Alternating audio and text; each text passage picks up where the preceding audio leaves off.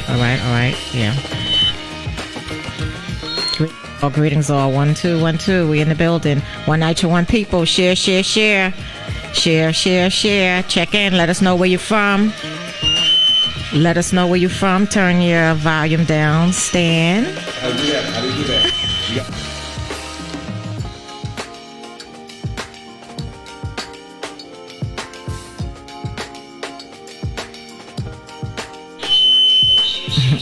We're not new to this. We're true to this. Okay, some feedback. That's me. That's you? Get it? I think it's me. It'll be me turning. It might be me. It might be me now. Okay. We're trying to straighten out this feedback. Okay, we're gonna have a phenomenal show. About to get started. Let's do some mic checks. Hey everyone, let's hear. 1 2 1 2. Unmute everybody. Hello. Okay. About your money, Mike. Yeah. All right.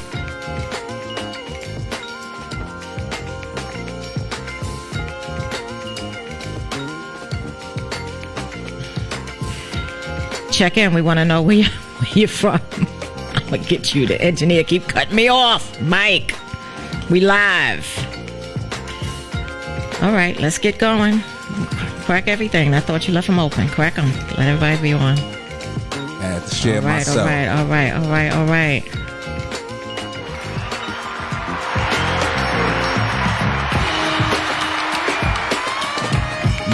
Yeah. One night, share one people. Okay, greetings all. Once again, welcome to the One Night podcast. We are here. We are in the building, and we have a phenomenal guest on, and you will hear from him shortly after we do our roundtable. How was our week? And then we will jump right into our guests. And please share the show. Check in. Let us know where you're from. If you're in a NYCHA development, please check in let us know what development you're watching from. And if you're not a NYCHA resident, what borough? Or what state or what city? Let us know. We want to know about our viewership. We appreciate you all. And once again, thank you for tuning in to the One Night podcast. So I'm going to jump in and briefly talk about my week. And my week was busy as always. I'm petitioning, as you all know. I am running. I'm a candidate for state committee woman of the 68th Assembly District. I announced that on March 4th of this year. And I'm having fun. I'm meeting people. I'm reconnecting with people that are willing to help me get on the ballot. And I'm having fun with it, and it's exciting. And we're working on the Homesizer Coalition. As many of you all know, I'm a co-founder with Lakeisha Taylor and Jose Guevara. We're working on Friday. We're having a Women History Month celebration. Okay. And I'm not going to say, but we're honoring an elected official. Y'all will know about that later. But I'm going to keep that top secret for now until the flyer comes out.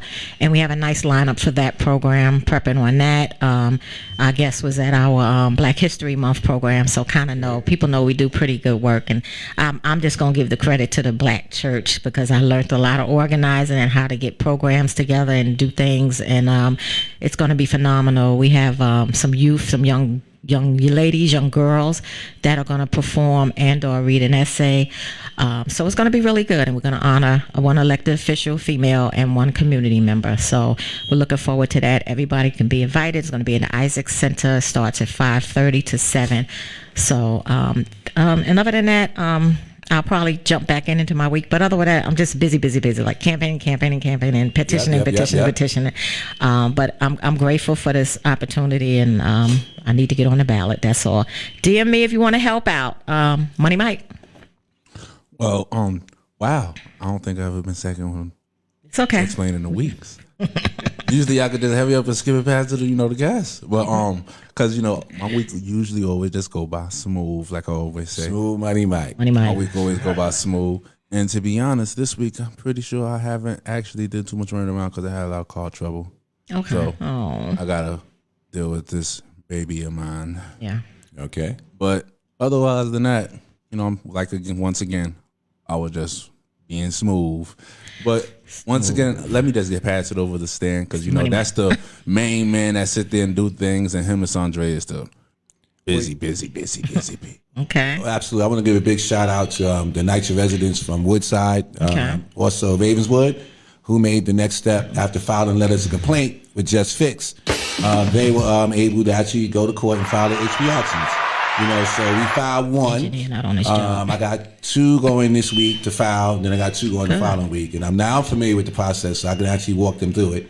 And I think that's great that they're taking the next step to get these repairs done. This class, a bunch of people are separate. These are separate. Individual. So Okay. we're gonna have HP. we sued Queensbridge North and South. That's a collective lawsuit. Right, like that we one. are gonna sue Ravenswood collectively too. Right. But there's some residents who are like, look, I can't wait for the collective lawsuit. I need repairs now. So for those residents who are like, I need repairs, we're gonna do this. And do the individual actions, but then still bring them back together, still have a press conference, so it's still a collective Ravenswood movement that we do. But they want to get the work done now, So one of the residents, the work actually is beginning, so I'm glad to see that. And we just got to monitor NYCHA. And beyond that, definitely want to let folks know that we are going to be rolling out this program. And I won't mention the name, but we do have a NYCHA resident. We're now looking to help purchase a home. Okay. So one of the things in NYCHA is that, we were never given the financial literacy when NYCHA was first created. It was just created, and it was not supposed to be something that we are in generationally over and over and over. So one of the things that never happened was the financial literacy wasn't given. So folks, once you get the information, if you're paying like $1,500, $1,600 a month living in NYCHA, you can afford a mortgage, and actually be in a better situation. So we're going to be rolling out a website soon, and let folks know more about that and really help some people. As they say in the Jeffersons, move on up. Moving on up. So awesome. That sounds kind of what we good. like to do. And we can't get away from that with the, like you're saying, the financial literacy without mentioning the white flight, right? Right. That actually happened. Absolutely. That Black and brown people were not privy to, so we have to make sure we put that in there because we weren't afforded the same opportunities as others. Absolutely. And that's why it has become generational as well. Absolutely. Because those people were able to be homeowners. So I'm going to set up, and I know Will very well from his former place of employment. We did great work together with Councilmember Ben Kalos. So thank you for coming on the show, and just introduce yourself to our viewership, and then we're gonna do some questions and tell us about your platform as well. No, thank you very much for having me today. Sorry if I'm really, really loud. I'm still trying to get a sense of this. So my name is Wilfredo López. My friends call me Will. So hopefully after today, all of you are friends. Okay. I am a candidate for the 68th Assembly District, which covers part of Yorkville and most of East Harlem. So, I can talk a little bit about the campaign, but essentially I'm running to address the issues that have been ignored for too long, and really trying to build a grassroots community-based campaign to really address the problems that are affecting the residents of 68. So I'm really excited to be here. Thank you so much for the invitation. I'm a big fan of the show. Okay. I've been tuning in nice. since you guys kicked off. Oh, okay. So Thank you. I'm a real big fan and really happy to be here. So thank you. Thank you for Can you say what are the housing developments in your district that you be representing? Well, I'll be representing 20 of them. 20, wow. Yeah, so the 68 has the highest concentration of NYCHA developments in New York City. Wow. If you expand it a little bit further and capture all of East Harlem, there are 24. Okay. So I live closest to actually Saundrea in Holmes Isaacs. But you can see me at Jefferson, Taft. You can see me at Carver, at Wilson, at Gaylord White. I walk Johnson, Wagner, right? Johnson. Even you pack a 5 and 6. So if I missed one, I'm really sorry. I don't have all day here to name all the developments. The goal is to knock on every one of those doors. I'm proud to report that as of yesterday, we broke 3,800 doors. Wow. So within NYCHA itself? Okay, and that's pretty impressive. Yeah, so it's a dedicated team of volunteers. My knuckles are sore, but that's part of the job. I haven't seen them in my development, so yeah. Wow, that's a lot of work. If you haven't seen me, you will. Okay. Will is coming to you. Okay. So now we are on this show. We're firmly against the blueprint. We're firmly against RAD. We're not for any privatization of NYCHA. We pressured the state assembly to not go forward with the blueprint. Big shout out to Mike Janavis, who was a big push in that whole fight. Was the majority leader, I believe, in the state senate. So, what is your position on the blueprint and rad, and what are you going to do when you get in office there? Yeah, so shout out to Senator Mike Gianaris, who's now our state senator. He picked up part of El Barrio, so he's actually our new state senator for the lower part of the district. Wow. I have been against the blueprint since its first inception, partly because there wasn't enough input from residents. So this was a top-down, level down type of plan. And the reality is that studies have shown that privatization does not work. Privatization of public housing has not worked, will not work. All it leads to is more evictions and the further pushing out of people in the community. So I'm against the plan as it currently stands, and I'm looking to work with people and learn more about what residents actually want, because what's good for Holmes may not be good for Taft. What's good for Jefferson may not be good for Johnson. So the reality is that we need a big approach. We need a bold plan, but these plans need to be built in each development, because the reality is every development has different needs. When everyone talks about NYCHA, they make it as monolith.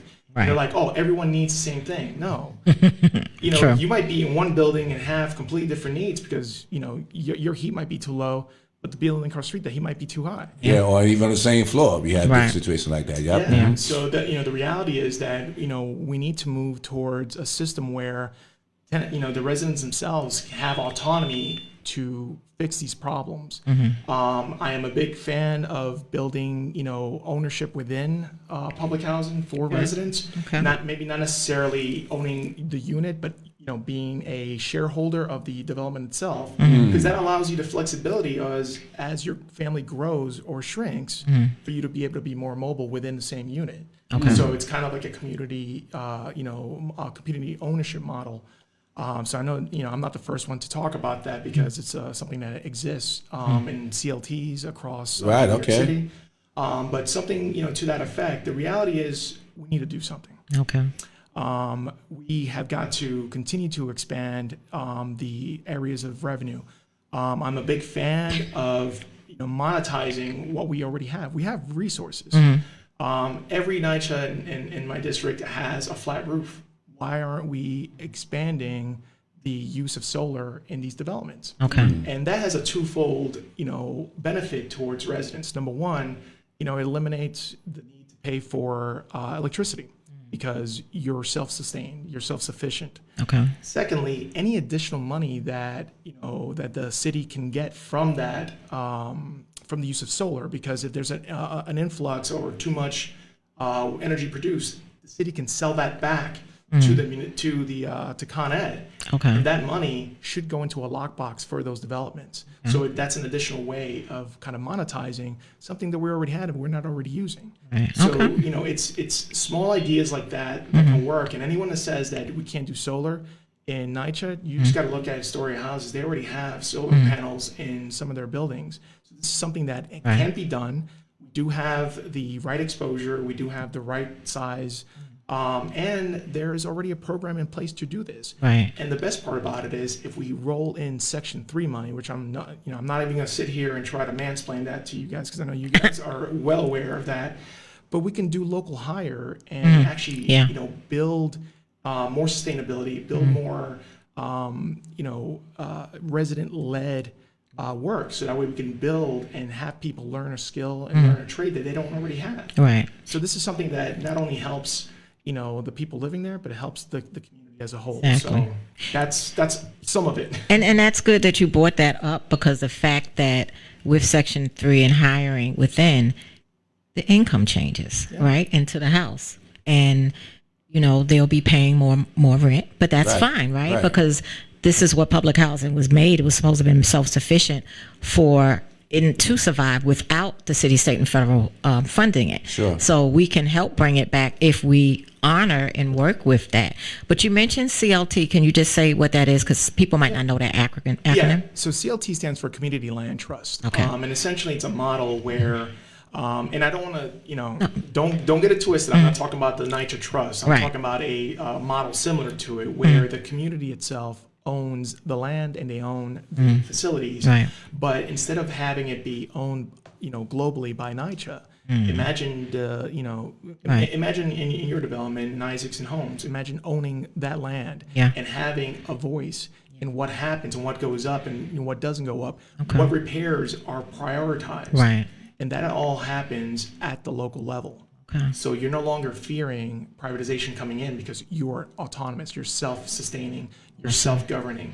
Now, NYCHA as a whole, the authority still exists, Right. but they're there to help facilitate. They're there to work with you and not have you, basically subsidize them. You're basically their boss at that point, and that's the way it's supposed to be. That sounds about right, because sometimes when we want to do events in the courtyard, we have to go through the paperwork, ask for permission, wait, and they literally let us know like 2 or 3 days, or sometimes that Friday for that Saturday that it's approved.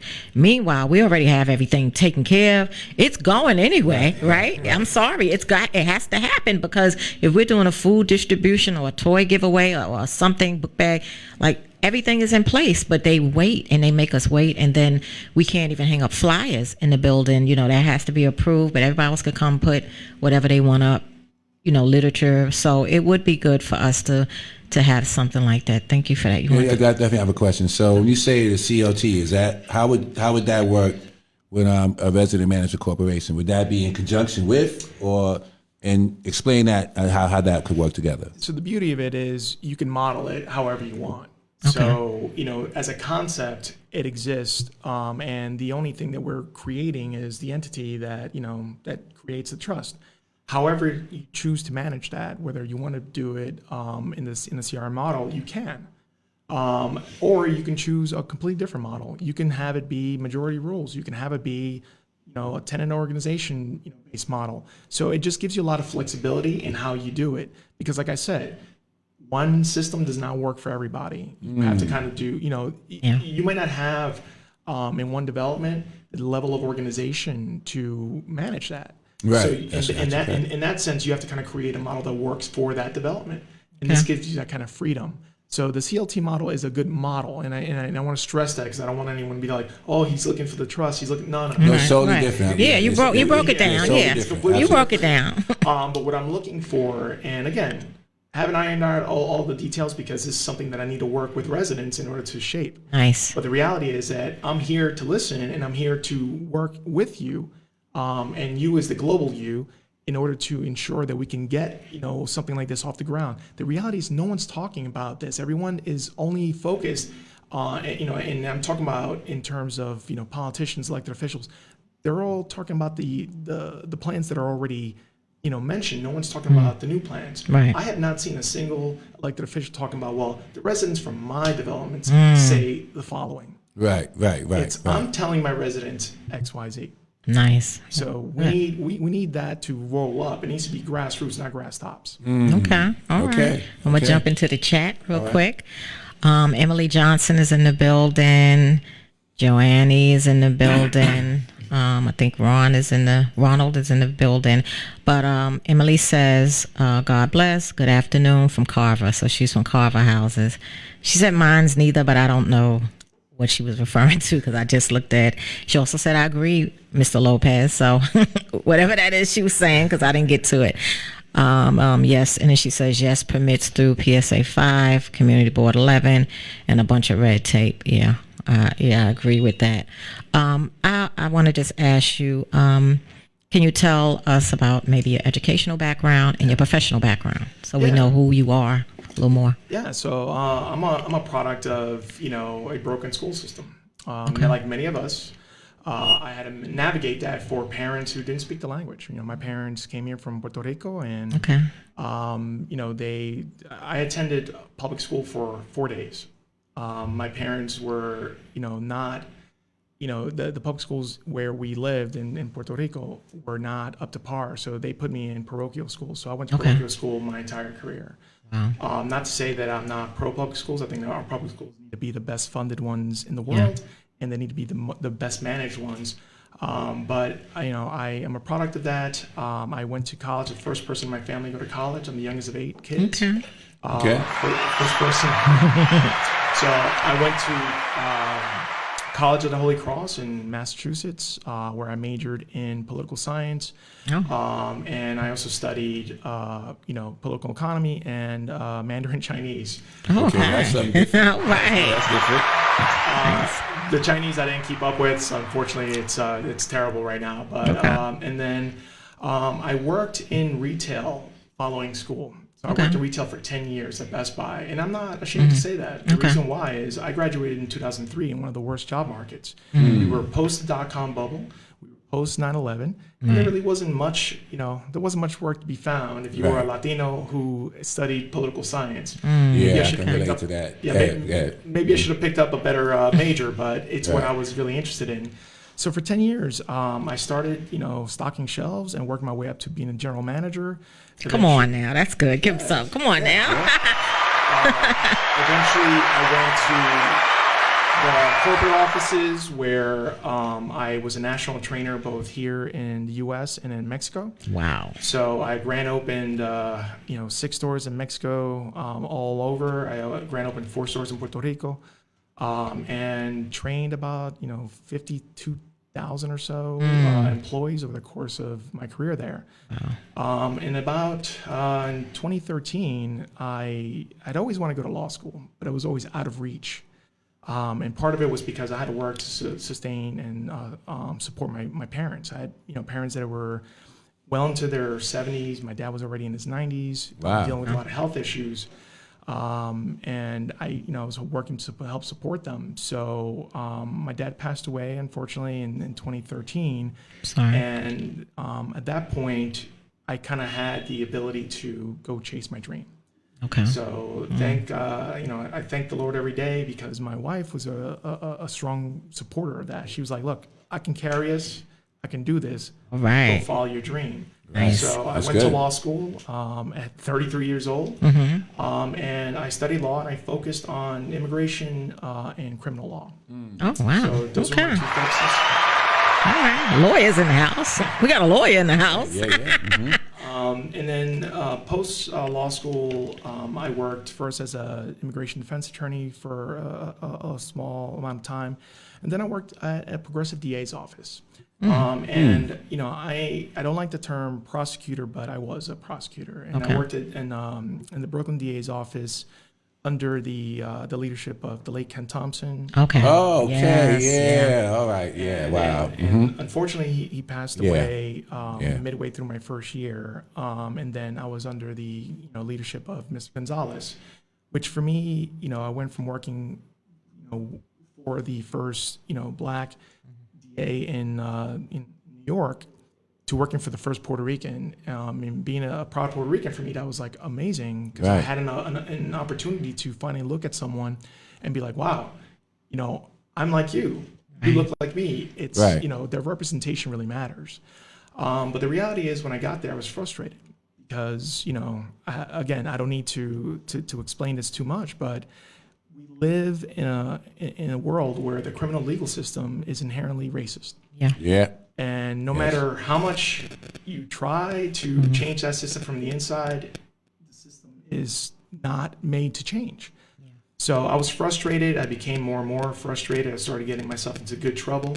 Okay, like that. You start dismissing cases that just don't make sense from a justice point of view when you're criminalizing poverty.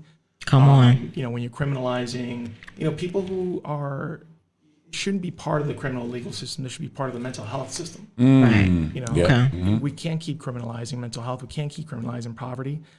So I was frustrated, so I left and I went to work at city council because the way I figured is, let me start working on the policies that lead to these results and maybe we can change the policies. So that's why I went to work for former Councilmember Ben Kalos, who represented the Upper East Side, Yorkville, and a small part of El Barrio. And that's when I started working, in East Harlem and working with great leaders like Saundrea Coleman and others. And that's where I kind of got a sense of the bigger systemic issues that permeate not just the criminal legal system, but permeate through our societies, permeate through our neighborhoods. And, I realized I have a duty and obligation to do something about it. Wow. That's a very powerful answer. I know on the Upper East Side, there's a a homeless issue, and I know there's also a drug issue, but also a mental health issue. And I know there's also it's hard to get mental health services. There's like a backlog, a waiting list, all of this. So what could you do from your position to address that so people can actually get the mental health that they need to get? Yeah, well, I'm the proud husband of a mental health professional. My wife, Louisa, who's watching at home. Okay, hey. She is a mental health. She's a social worker, and she works actually in the community for the Urban Outreach Center (UOC) as their director of social services. And the reality is that you're right. There is a lack of availability of mental health. Yeah. There are waiting lists, and the reality is because we're not funding it. We are doing everything in our power to fund everything except what we need most, which is mental health services. You talked about homelessness. You talked about the drug issues. All these are mental health related. Yeah. The reality is when we look at the homelessness issue, there are approximately between 60 and 70,000 homeless individuals in New York City. Out of a city of over 8 million, 65,000 doesn't sound like a lot, but it's a lot because one person being unhoused is too much. Yeah, definitely. And then when you look at the fact that our apartment vacancies are more than double that in many areas, we are choosing to keep people unhoused because we have the ability to house every New Yorker that needs a home. And when we are looking at that, we can't just, and you talked about this earlier, Saundrea, where, people were put into public housing. They're not giving the tools they need to really, succeed. If we are to provide housing for everybody, we have to understand that we got to meet people where they are. And there are going to be some people who aren't ready to be independent on their own. So for those folks, that small subset, we need to build supportive housing and have housing with all the resources they need in-house. So that way they don't have to travel to see their mental health professional. They don't have to travel to get medical care. They don't have to travel to get treatment in their homes. But for the large majority of the unhoused, which are families, we have a large number of children. They need housing. They need housing now. And we have the ability to do that today. We just choose not to. Right. And the reality is we are paying between $4,000 and $6,000 a month per person. Yes, indeed. To keep them in congregate shelters, which are unsafe. Yeah. They're not, they have no dignity. They have no privacy. The Yeah. average rent in Manhattan Come on. is $3,300 for a one bedroom. Yeah. And, They can have their own. And Saundrea and I have seen one bedrooms that are $4,000 Right. in our Sure. neighborhood. Yeah. And the reality is that we can take that money, guaranteed. My goal would be this: make New York City, the municipality, the largest renter in the world. If there is a vacant apartment that is vacant for more than a period of time, let's say 6 months, the city then has the right to enter into an agreement with that landlord, pay them market rate rent. Okay. So they're going to get their full money. What do they give up for that? Well, they give up the right to care about who's living there. Right. Because the reality is the vouchers are great, but as we've seen, there is discrimination for the use of vouchers. Definitely. And most people, our landlords don't even want to take them because they don't pay enough. But go ahead. Amen. So now we give them the market rent rate, whatever that is for the area, and that money that we're saving, not paying, for the shelters, we can get those shelter providers to now provide services. We can use that money to help them get stabilized. And then as time goes on and people get stabilized and people are working and become more self-sufficient, we can cut back the aid and roll that money into the additional services. Yeah. And eventually make them self-sufficient. There's going to be a small number of people that will never get to that point. Those people, guess what? We own that. We have an obligation to continue to take care of them and making sure that they're safe and they have a home and they're able to live where they live, where they grew up forever. And that's going to, over the long run, that will save us money. And that money can be used to take care of the other problems that we are continuing to ignore. So, when we talk about the drug issue, a lot of that's concentrated in the 68th because we have an oversaturation problem. We have the most, people throw around a lot of statistics, and I don't like to throw out numbers because people fall asleep. But the reality is, if you look at Harlem, in East Harlem, we have 4% of the population, but we're carrying 20% of the capacity of treatment centers for the entire city of New York. And then the worst part about it is only 6% of the people getting treated in East Harlem live in East Harlem. 94% of the people who come in for treatment are coming in from everywhere else. Now, I don't know, maybe I'm wrong, and you can correct me if I'm wrong. That sounds backwards. But the opioid crisis and substance use disorder issues are not only in East Harlem. Right. There isn't a single community that is not affected by this. Right. Facts. So when people talk about fair share, that's what we're talking about. We're talking about, you know what? Studies have shown that if you travel more than 1 mile for treatment, you have a 50% chance of failing in treatment. Why are we making people come from Staten Island into East Harlem? Why are we making people come from Washington Heights or the Upper West Side or the Lower East Side for treatment in East Harlem?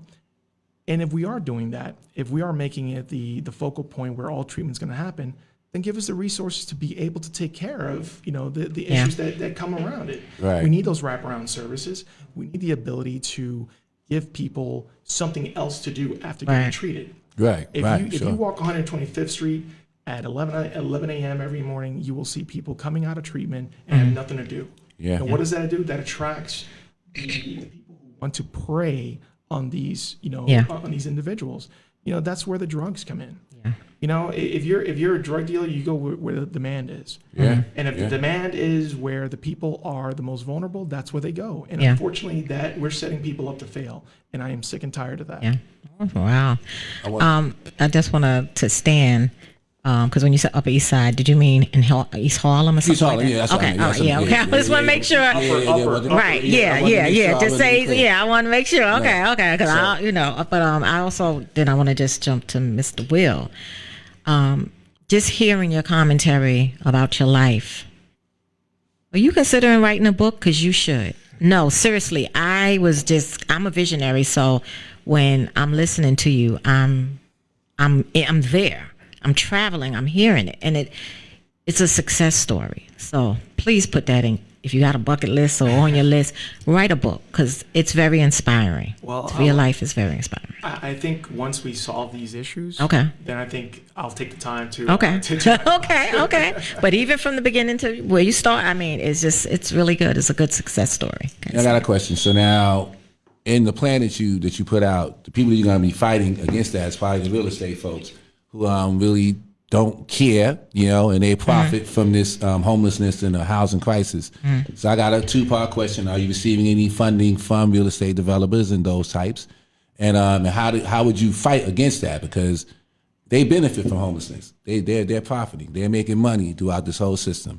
So what are your thoughts on that? Yeah, in terms of funding, I'm being incredibly ethical in terms of where my funding comes from. So I am not taking big real estate money, and I'm going to couch that because there are, if you own a building, you are a real estate owner, but that is very different from being, a conglomerate owner who owns half of New York City. Those people, no. If you're a small homeowner and you live in the community and you're doing good for the community, you're a good homeowner. Yeah, I'll take a donation from them because they're invested in the community. But on the same token, I've turned down. There have been large real estate owners here in East Harlem who will go unnamed, who have tried to buy me off. They're like, hey, wow, I know we're not doing what we're supposed to be doing, but how about a contribution to your campaign? And I tell them straight up. Wow. I'm like. Why don't you take that money and use it to fix, what you're supposed to be fixing? That $4,700 can go a long way in a lot of these departments. Exactly. And that's really, the way I look at it. To answer the second part of the question, do they benefit from homelessness? Absolutely, because if they create a market where everyone's like, oh, we don't have enough homes. Look, we don't have enough homes. That's why people are homeless. Right. Oh, we need to build more. We need to do this. The reality is those aren't the facts. So they're inflating the price of housing. We always talk about affordable housing, and that is the most misused term ever because it's only affordable if you make a certain amount of money. It's not affordable. Right. It's affordable for who? Right. That's what we always say. Yeah. And that's a separate issue that I also want to address. I want to work towards, and this is going to take federal help, but we need people advocating for this. I would love to carve out New York City from the AMI calculations. Well, there you go. That's my follow-up question. Go ahead, brother. Area median income. Explain that. Explain that for folks. So area median income is how the housing and urban development and the government calculate what housing should cost in your area. The problem is that when you live in New York City, specifically in the 6A, where you're in zip codes 129 and 135, your area income is like $35,000 a year. Right. That's the average income in East Harlem. But then you go south to 10128, not to blow up the folks in the Upper East Side, but in 10128, the area median income is over $100,000. Right. So then when you add the two together, and again, the area income that we're talking about encompasses Westchester, encompasses Right. Long Island, Speak on it. It encompasses all. It's not fair. It's not right. So when they're calculating these AMIs for new development, say, I live in stabilized housing, not too far from Saundrea, and I work for the government. I'm not wealthy. Right now I'm unemployed because I'm doing this full time. My job is working in the community full time, and that's not a high paying job. But my wife and I, in comparison to our neighbors, make enough to afford a stabilized apartment. Okay. But that's 50% of our income. Right. Wow. Right. That's a hit. You're rent burdened at 30%. Absolutely. We're paying half our income in rent, which is, we're blessed that it's only the two of us and we live, as humbly as possible. But the reality is that for many, folks in our community, they don't have that. They don't have, it's immoral to have people choose between housing, food, and healthcare. Yeah. Right. Definitely. Or housing, education, and childcare. These are things that should not be choices. They should be, something that every working person or every person who is on a fixed income should be able to afford comfortably. Right. So I would love to build a system where we can carve out, not use the HUD calculations, but calculate it based on our community. So whether that be, the community board, whether that be by zip code, whatever that is. But the reality is that doing that will lead to more equitable housing and truly affordable housing. Because at $35,000 a year at 100%, your rent should be about $800 to $900. Right. Which still, I think, too high in my neighborhood. But the reality is that that's the levels that we should be talking about. I hate seeing when they are advertising 165% AMI. Right. Like now you're talking about $3,000 a month for what? Right. For one bedroom? Right. That's not fair. Right. Right. So let me kick a question to you. I'm not sure if I'm saying it right. Say you become the next assembly member of the 68th Assembly District in the 6A where I live on the Upper East Side as well. Are there committees? Are there committees in the assembly? At the assembly, yeah. Yeah. Okay. So hypothetically, what two committees would you would like to be on? And is there a bill in the back of your head or in your mind you might want to work on? I'll answer the second question first. Okay.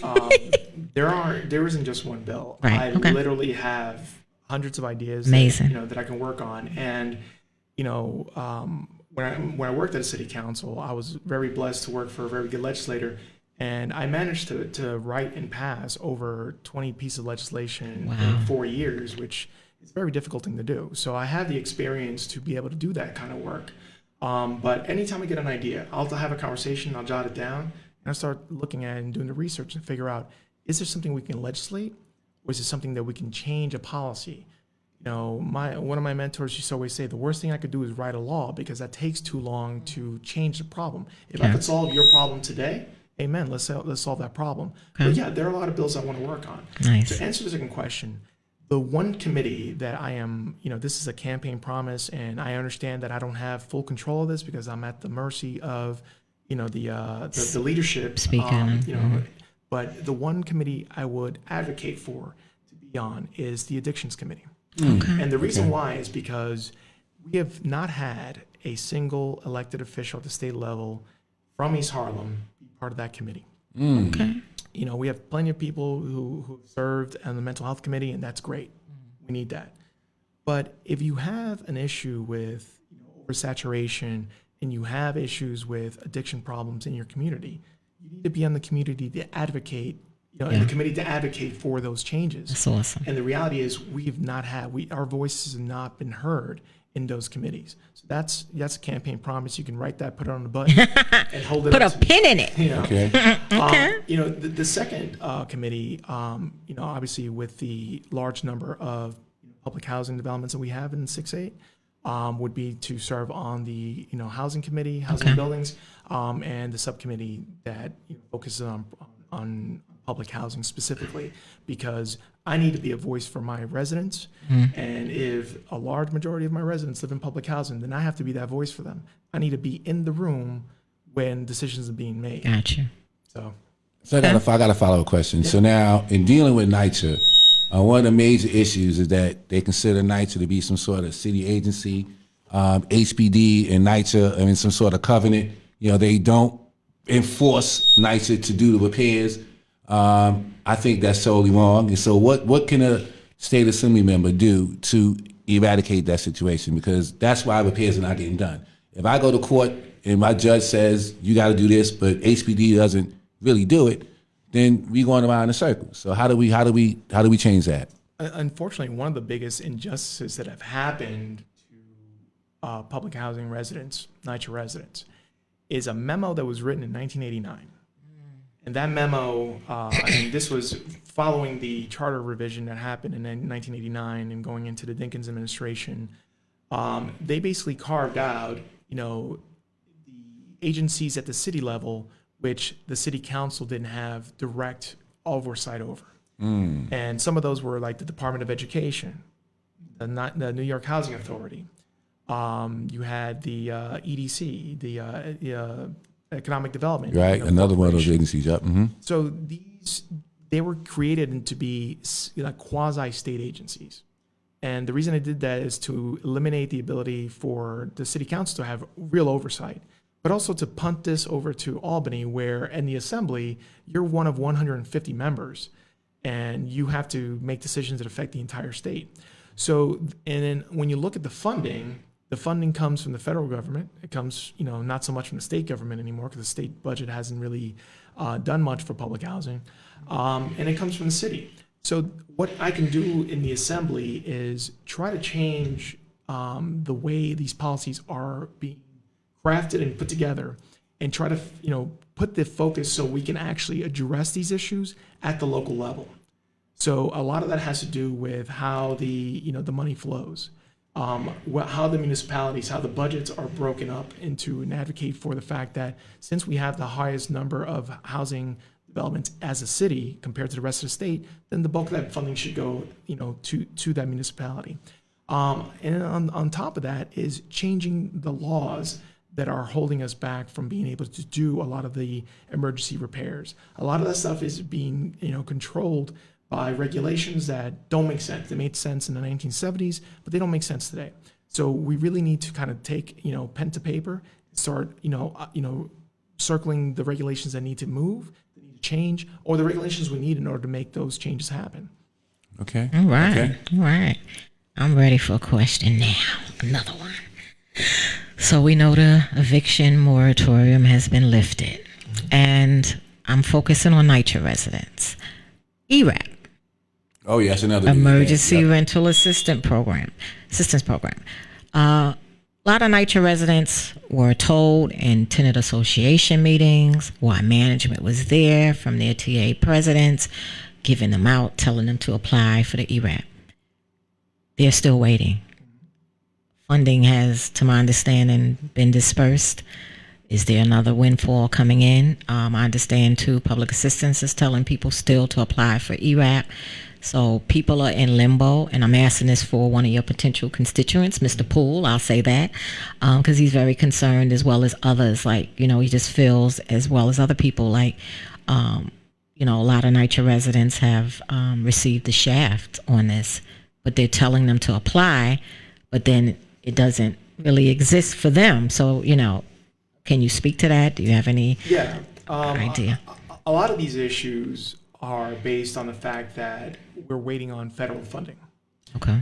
So not only through the infrastructure bill, but also through other emergency bills that were passed to fund these programs. Okay. So the state right now is trying to build a pool of need to show the federal government, look, we need this money and we need it in an emergency in order to fund for these programs. So the program is still open. I still encourage people to apply, even though the money has not been dispersed in the quantities that we need. But you need to build a paper trail. The reality is that letting the eviction moratorium lapse is, was a mistake. We have got to really have compassion for both the tenants that are dealing with loss of income, loss of health, because a lot of times these are health based issues. Right. And we also did nothing, absolutely nothing, to help those small landlords Yeah. who are in our community. And Saundrea knows some some folks. I know some folks where they're doing everything in their power to keep the people who are living in in the apartments there, because they're part of the family, part of the community, and we completely ignored them. So when we're talking about this rental assistance program, it of course is going to help folks in public housing in NYCHA, but it also helps everyone else in the community, because we can't afford we can't afford to continue to lose the one resource that we can't make more of, which is our neighbors. Right. As people leave, people come in and they might have a different view of what things need to be worked on. The priorities may change. Right. We need to keep folks in their homes. Exactly. That has to be the first and most primary function of government, is keeping people in their homes. Right. So when we're talking about those that funding, we need the government to step. We need the federal government to step up. Okay.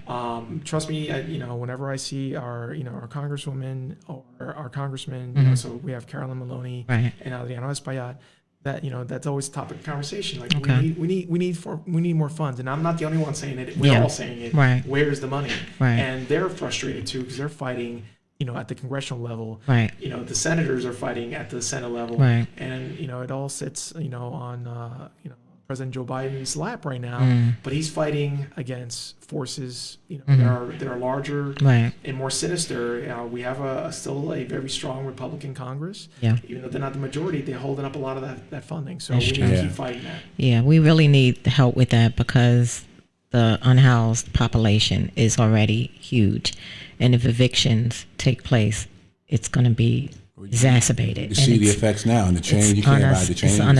It's unacceptable. Look, It's not that we can't ride the trains. it's tough. they're It's tough. there, It's but just- they're our neighbors. They're people. So it's not even that, but they feel safer. That's the problem. They feel safer in the subway. They feel safer in the street, and people complain, but try living in a shelter. Right. When I was in Nyack Alliance Theological Seminary, one of my colleagues in the class was in a shelter, telling me horror stories. And she was a veteran. I won't disclose her name, but she did get her housing eventually, but it was traumatizing. So just to hear that from a former veteran that was unhoused at that time, how traumatic it was, but some people will go in, but some people rather be out on the street. And that speaks volumes. And if anyone thinks that they're above this issue, Right. Oh, no. we are one or two paychecks, all of us, away from being homeless. I And that's always the say a reality. step away. Yeah. Just, one paycheck. Yeah. Step away. Yeah. And that's could the happen. reality. And we have to start having that compassionate conversation about the fact that we might be all right today. Right. You don't know what tomorrow brings. Life happens. I want to just also jump in. I'm sorry, Stan, and then you could go. Clean slate, the Clean Slate, New York. You're familiar with that campaign. Yep. So you probably know I sit on Community Board 8, Social Justice Committee. We're having Marvin, oh gosh, I see his last name. He's Marvin Mayfield. Mm-hmm. He's going to come in and speak about that. We had him on our show before. We were trying to push it, and give it some exposure on this show before. It didn't pass through. I think it was June 10th. It might have been June 10th, the last legislative session at that time. How do you feel about that bill? That's, I believe it's what, Assembly and Senate bill. Mm-hmm. How do you feel about it? Do you support it? What could we do as people to, and if you want to explain it, I don't have to if you're familiar, but what could we do as people to help steer that in the right direction, because a lot of people come home, they have these records, they can't find employment, they have the skill. When they're up top, as I say, incarcerated in these state prisons, they don't leave with a carpenter certificate. They don't leave with things, the tools that they learned to work that prison labor, they could come out and really hold a good job as well. So what could we do? Because I really care about the people there as well. Yeah, I mean, we often forget that in the 68th, we do have a significant population of people that are injustice impacted or formerly incarcerated. And what do we do? What are we doing for them? Reentry is not easy. Right. This is something that I've dealt with, with my family.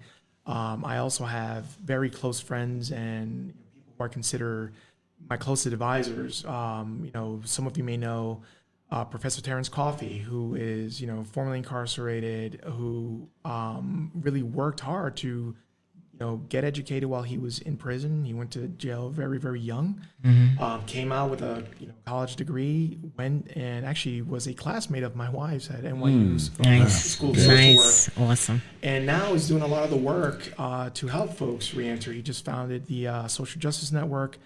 He had me on his podcast, his Coffee Time. Not that I'm advertising for him. Okay, It's all good. I like that. I like that. Not a problem. But we talked about this, and the reality is, people make mistakes, and everyone's entitled to a second shot, a third shot, a fourth shot if they need it.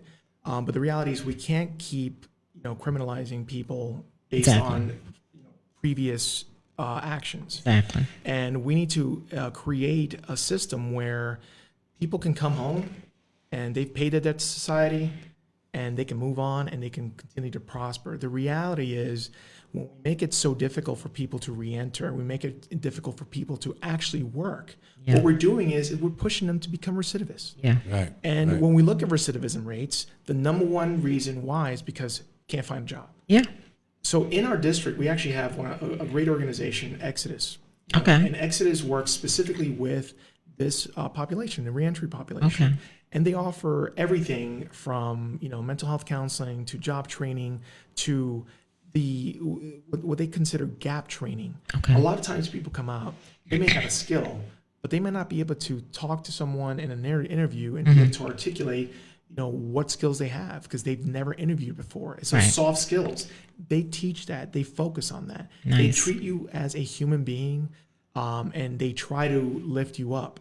And they will find you a job. If you want a job, they will find you a job. They work with people. But it would be a lot easier for them if Clean Slate passed. Because what Clean Slate does is once you pay your debt to society, that's it. That's not going to be held against you on when it comes to work, when it comes to housing, when it comes to education. We're no longer looking at that piece of it because the reality is Clean slate. you're done.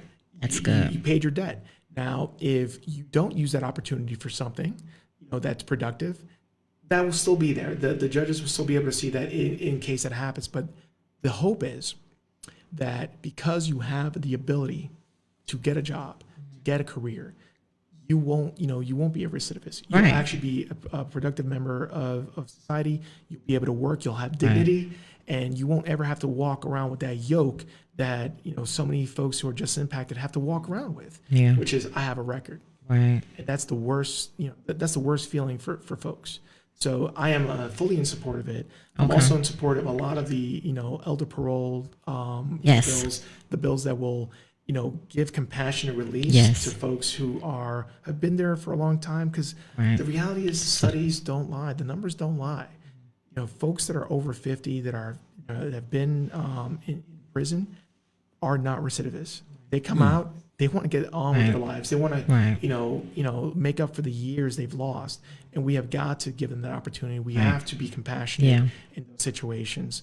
The reality is, regardless, of what they did in their past, if they're showing growth and they're showing their willingness to, work for their, for their freedom, they should be granted. So excellent. I'm I a agree. big fan of those bills. If you can offline connect me with, I'm familiar with Elder Parole because I follow them as well on Twitter and stuff like that. But you mentioned Exodus, and I think you mentioned another one. Connect me with them because we closed down the Upper East Side for Black Lives Matter 507 days. So we actually I started UES for BLM working group. So we want to bring on once a month different initiatives and see how we can help in the communities and stuff like that and showcase it. And Exodus just opened up a new facility in order to create training opportunities. And Beautiful. when we talk about job training, a lot of times what we think about is manual labor. But a lot of people are coming out, a lot of the sisters and brothers are coming out, want to work in new media. They want to do things like podcasts. They want to do music. They want to do, or even get their barbershop license, so they can. Some of them are A1 barbers inside. Yes. Yeah. So Exodus opened up a new facility on 124th Street Okay. where there's a music studio. There's beautiful. There's a digital media studio. And there's a barbershop downstairs. And, Wow. they're going to be working to train people in this new media because the reality is the days of a 9-to-5 job are over. It's all about, taking your skills and monetizing them in a positive way. Right. That hustle, that type of work has shown it will pay. It's a new economy, and we need to start preparing, folks in our community to engage with it. So true. And one thing you mentioned about the barber, and I'm sorry, Stan, I don't know if you was about to jump in. A lot of men that come out that was incarcerated and they were barbers inside, A1 barbers at that, they find work. Right. They find work. They're the ones that really can get a job and hold a job. But the other ones that made from the core, all these core craft products that people I tell y'all about, the soap and the scrubs and even the New York State sanitizer, right? That, I don't know, correct me if I'm wrong, I was told they can't even use it. They make it, but they can't use it. But anyway, go ahead. Yeah, I got a question. I was actually on a call with Mike Tenaris and Marquise from Residential Preserve Public Housing, Kristen Hackett. And one of the major issues that he was frustrated with, and hopefully maybe we can do something about it, is where does the money that NYCHA received actually go? And it was very frustrating that him in his position, and I've spoken with Callie Maloney in her position, and they all say the same thing. And so isn't that a crime that if we're giving somebody money and they're supposed to do something with it, and the money disappears and what they're supposed to do doesn't get done, isn't that crime and stealing, and shouldn't people go to jail if this is happening? So a lot of it has to do with the bureaucracy that exists within NYCHA. And look, I work very closely with a lot of folks at NYCHA, and I have nothing but love for the work they're doing because a lot of them are doing good work. Right. But it's the system that they're working in that is failing them. It's not the individuals, it's the system. I'll give you a perfect example. My former employer gave homes money for security cameras and lights, and that money has been sitting in an account for 4 years, waiting for what? Homes Tower. And we were pushing, calling. The poor folks that I had to call every single month for trying to get this money released. And of course, when you go and you talk to the residents, they don't know and they don't care about that because they shouldn't. That's not their problem. Right. They're like, where are my lights? Where are my cameras? Right. And I'm like, I'm working on it. But there's like a roll of red tape a mile long and a mile wide that people have to cut through to get those checks cut in order to get the work done. So a lot of that's where the money is just literally sitting, or the money is going into, being thrown into, losing situations.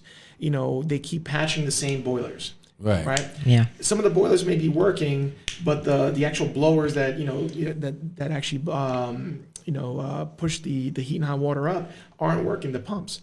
But they keep, throwing money into it instead of replacing them. Yeah, exactly. So it's like, I'd rather pay the money right to fix it right. Right. Than keep spending nickel and dime here and there in order to just keep dealing with the same issue. It's like having an old car and you just keep throwing money into it. Yeah.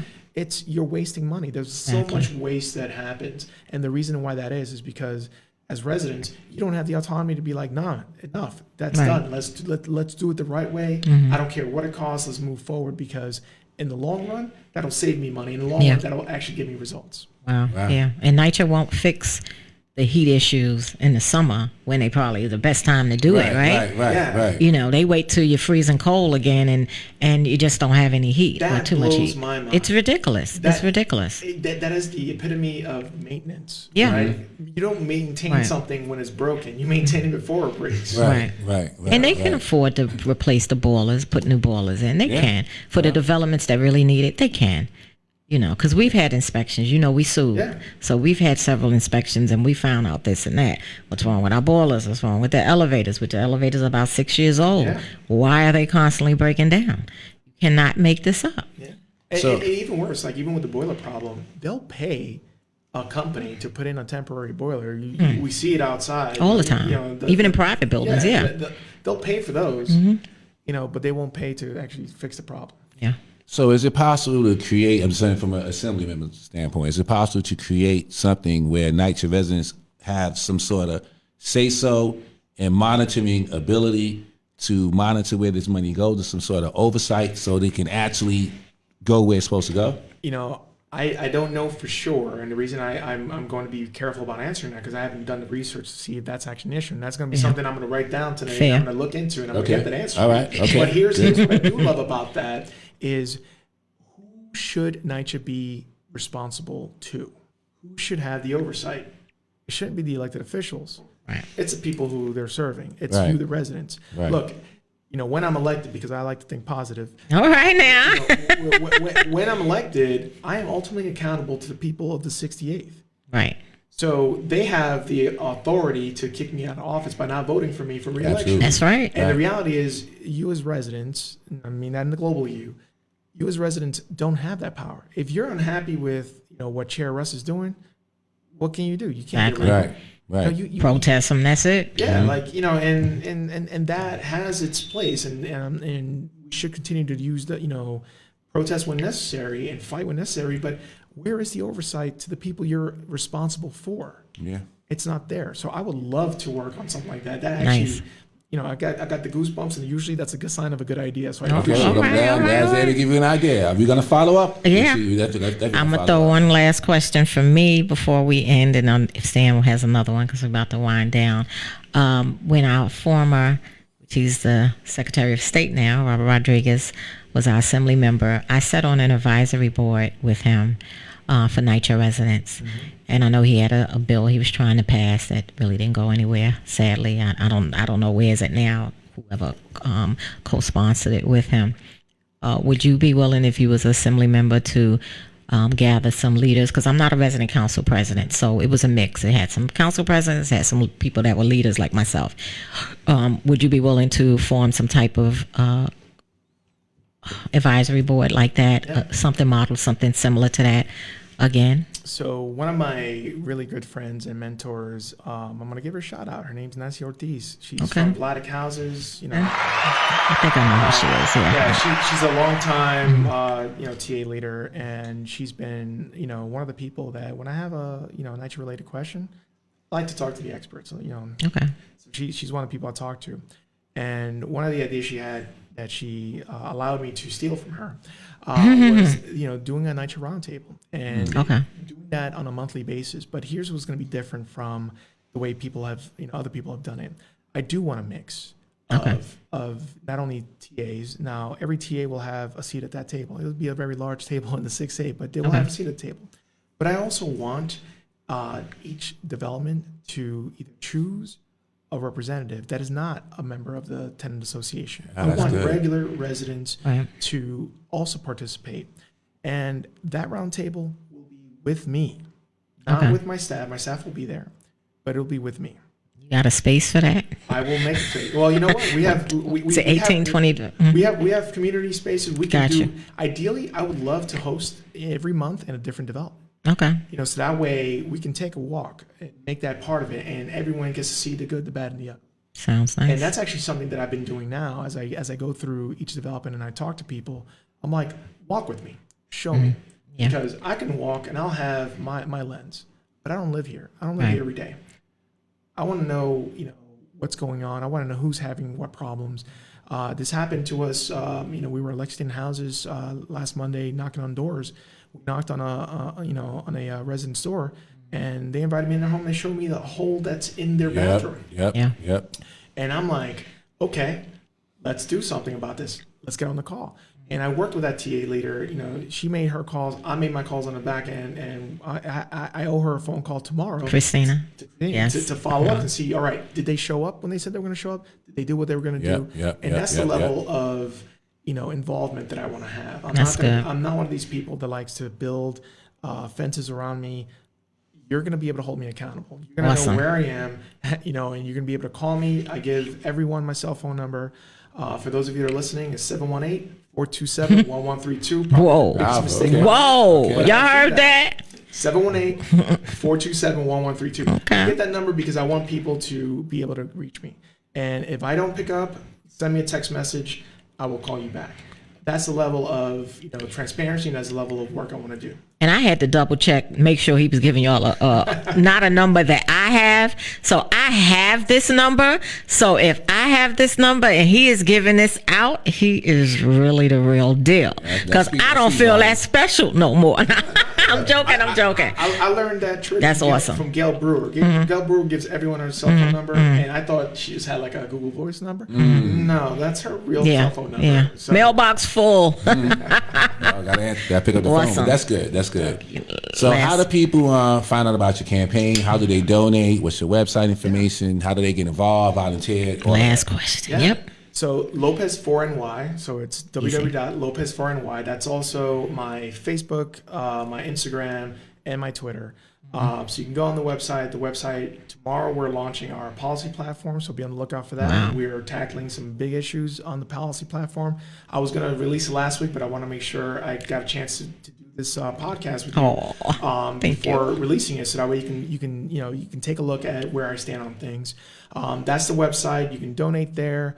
Again, my campaign is being run by grassroots donations. Our average donations are under $50, and the reason why is because it's community people just giving $5, $10 what they can, and that's the only way I want to do it. You can follow me on social media. You can tag me. You can shoot out a question. I'm also releasing in the next couple days a new platform called Rept, where you'll be able to submit questions that you want answers, and every Thursday night I will answer those questions by video, so that you will have those answers straight from my mouth. And that's that's different. Okay, you got definitely some innovative. It's not playing. It's innovative campaign. Not playing. Definitely innovative. Well, thank you. Tell your wife hello. I do know you all, so greetings to her. Thank you for coming on our One Night Show. Please go into the chat. Maybe might be some questions for you to answer, and please share the show. And once the YouTube version is ready, I'll send it to you directly as well. Yeah, we'll put it on the website. Okay. That way it lives there. Nice. Okay. And I cannot thank you enough, and everyone who's involved with this podcast, because the reality is that you're one of the few voices that is shouting from the rooftop and basically delivering the message, and you're delivering for a large constituency that unfortunately continues to be underserved and unheard. Yeah. So thank you very much for the work you do. You're truly doing God's work. Wow, thank you. That's a blessing. On a Sunday, we originally started on a Saturday, remember? Right. And because of me, we wound up switching to Sundays. So for whatever reason we had. And it is God's work. Yes, it is. Yes, it is. So any final words from you guys? Money Mike, what you got to say? You've been quiet over there. And also, he's part of the Ravenswood Community Land Trust. Okay. So Mike is doing that kind of work in Ravenswood right now, along with Lorenzo and some of the other guys. So right. To be honest, he was saying a lot of imperative information. I didn't want to sit there and prolong the show. Okay. But I got one question I want to ask you. Okay. Last question. Okay. I want to know your opinion on life without the eligibility of parole. How can someone be rehabilitated if they don't ever make it home? So I will tell you from personal experience working in the criminal legal system that when you have no possibility of ever getting out, it makes you lose hope, and it makes you do things that you normally wouldn't do. Like a lot of times when you see people who are being sent to prison, the most dangerous people there are the people who have no chance getting out. That is a disservice. Yeah.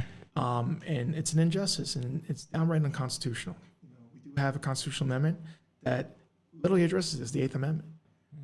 Life without the possibility of parole, is something that should not be part of the legal system here in this country. We are the land of the free and home of the brave, and everyone deserves an opportunity to be rehabilitated. It may take 10 years, it may take 20 years, it may take 5 years, it may take 1 year. The reality is that everyone deserves that opportunity, especially when we're talking about individuals and people living in our communities. Black and brown people are criminalized from a very young age. Our poverty is criminalized. We are pushed into the system right from school. So what chance do we have to truly rehabilitate if we're not given an opportunity to rehabilitate? So this is something that is near and dear to my heart, and something that I continue to advocate for. We absolutely need a more fair, actual fair criminal legal system, because right now there's no justice and there's no fairness. All right. And We're going to close on that note. And thank you. Tune in to us. We're back next week. We have a guest next week, Renee from the Resident Leadership Academy, one of my colleagues in our course that we're taking, which is for public housing residents, a CUNY program. It's a scholarship program. So Renee will be coming on. One Night You're One People. We're going to lift off and click and subscribe to our YouTube channel. You want to say it? everybody make sure y'all click to the YouTube channel, subscribe, One Night You're TV. And it's not the number, it's the ONE. Please. One Night You're TV. We about to lift off. One Night You're One People. Woo. Good show. Good show.